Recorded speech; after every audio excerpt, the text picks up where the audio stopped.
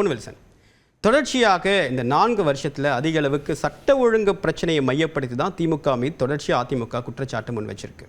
ஆனால் நடைமுறை முழுவதுமே தெரிந்திருக்கக்கூடிய ஒரு எதிர்க்கட்சி தலைவர் இந்த விஷயத்தை விளம்பரத்திற்காக தான், அதாவது கவனத்தை தன் பக்கம் ஈர்க்கக்கூடிய நோக்கத்தில் தான் இது எல்லாமே கொண்டு வராரு. அவையுடைய நடவடிக்கையை ஃபாலோ பண்ணுறது கிடையாது. முதலமைச்சர் ஒரு பதில் சொல்கிறாருன்னா அதையும் கேட்கறது கிடையாது. உடனடியாக வெளில போயிட்டு ஊடகத்தை சந்திக்கிறாரு. இந்த ஒரு குற்றச்சாட்டை நீங்கள் எப்படி பார்க்குறீங்க? இல்லை, அப்படி பொதுவாக நம்ம பார்க்கும்போது சட்டம் ஒழுங்கு பிரச்சனையில் எந்த ஒரு கட்சியும் பெரிய அளவில் விளம்பரம் தேடுன்றது கிடையாது. அது வேறு நிறைய துறை இருக்கிறது, அரசியல் பண்ணுறதுக்கு, ஊழல் பண்ணுற துறைகளை வெளிக்கொண்டு வர்றது, இந்த மாதிரி.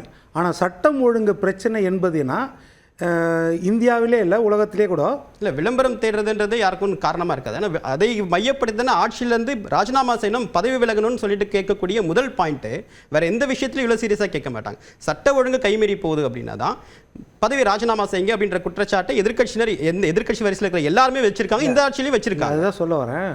உச்சநீதிமன்ற நீதிபதிக்கு கூட கொடுக்காத ஒரு அதிகாரத்தை காவல்துறைக்கு சட்டம் கொடுத்திருக்கிறது. என்னென்னா, you can use minimum force.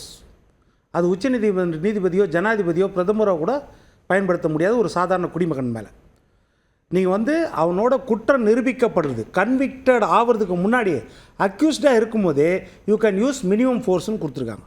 அப்போ கடவுளுக்கு நிகரான பவர் காவல்துறை கொடுத்துருக்காங்க.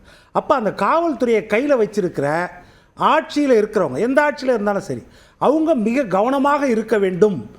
அது இரும்பு கரம் கொண்டு அடக்க வேண்டும் அப்படின்றதுல எல்லா பக்கமும் ஒரே மாதிரி தான் இருக்கும். அதை எதிர்க்கட்சிகள் எடுத்து வைக்கிறதுல பெரிய தவறு கிடையாது. இடுப்பாறை இல்லா ஏமராமணன் கெடுப்பார் இல்லானும் கெடும்ன்றது ஒரு பக்கம். இன்னொரு பக்கம் என்னென்னா, ஒரு தோழமை சுட்டலோடு சொல்கிற மாதிரி கூட அதை எடுத்துக்கலாம்.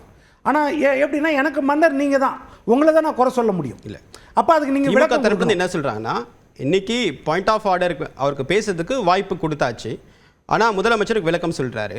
ஆனால் விளக்கம் சொல்ல பிறகும் பேசுறதுக்கு வாய்ப்பு தரல அப்படின்னு சொல்லிட்டு எதிர்க்கட்சி தலைவர் வெளில பேசுகிறாரு.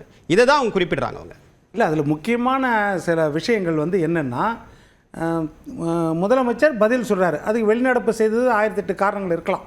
முதலமைச்சர் அதுக்குரிய விளக்கங்கள் சொல்கிறார். குற்றம் நடைபெறுவது யார் ஆட்சியினாலும் நடைபெறலாம்.